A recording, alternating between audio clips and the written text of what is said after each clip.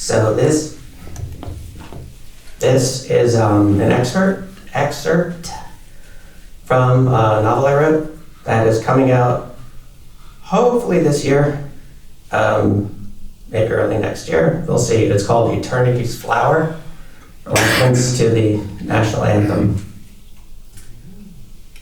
So this might be one, maybe two excerpts depending on how much time I have. I sat in my car in this pizza place's parking lot, the box open in my lap, as I listened to some early 90s shoegaze and watched the sunset behind the mountains I would soon be driving into. No staying over in this village tonight for me. I planned to cross the interior during the night. It was a great night to do it. Not a cloud in the sky and just a whisper of wind. My weather app showed it was remarkably cold in the interior. Unsurprisingly, it's usually 10 or 20 degrees colder inland. But apart from that, it looked like it was going to be smooth sailing. It was not smooth sailing. Heading east from the village, I drove directly through the larger town to the east without stopping. Beyond this point, it is said, you are officially in the countryside, and this remains true. Farmsteads marked by modest two-story homes clumped together with a barn or two, maybe a few sheds, and the cluster itself surrounded by a small phalanx of trees, all sitting at or near the foot of a mountain and, as seen from the road, at the very end of a vast expanse of grassland surrounded by rickety wire fences. This is the typical farm you see in this part of the country. I had never visited one at this point, but then again, I never had any real occasion to. The sun set much faster than I expected. Within a few minutes, the darkness of the road was lit up before me by my headlights, with the laptop screen provided a cool bluish light that remarkably didn't cast a glare on the windshield. Any other cars disappeared from the road. It was just me and my dimly lit hatchback driving deeper into the country at night. Just before the turn that leads into the interior stood a 3-story house.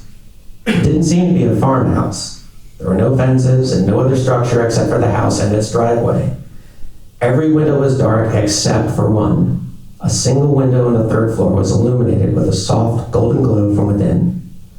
I pulled over to the side of the road, telling myself I was just changing the playlist. But even after doing that, I sat looking at that window. I felt a tingle like small static charges reaching from my heart up the back of my neck. Who is in that room?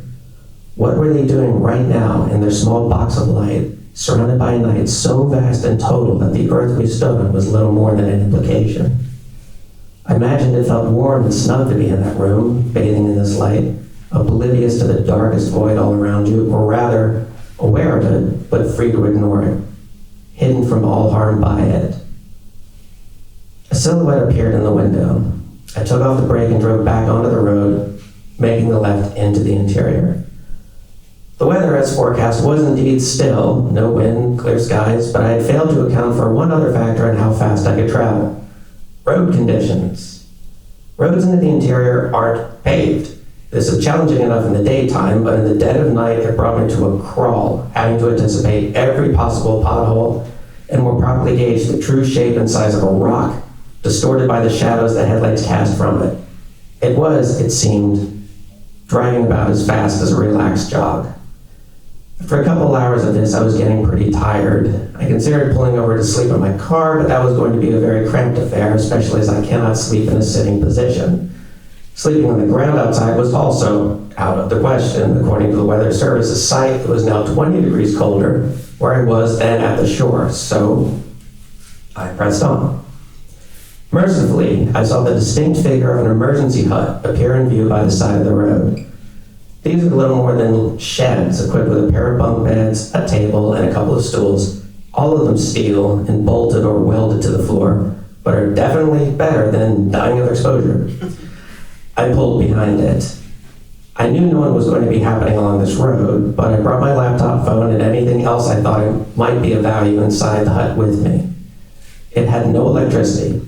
It did have the geothermal heating, but that's all that mattered to me at the moment. The walls were covered in scribbles from the many visitors over the years, announcing their names, the year of their stay, and sometimes what country they were from.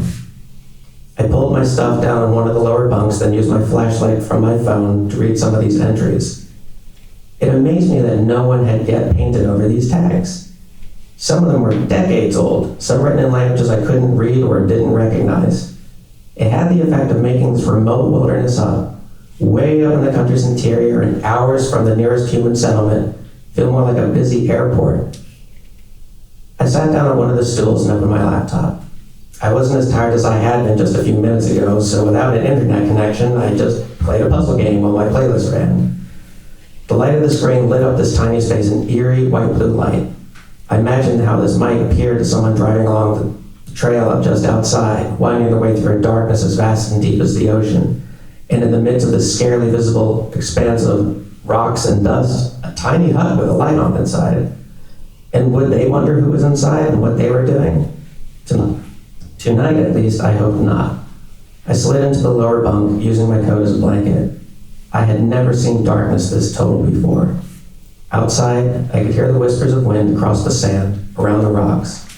I imagined the outlaws of old who had been banished to this wilderness hundreds of years ago. When they laid down to sleep out here, aching for the loved ones they would never see again, what did they hear moving around in this darkness?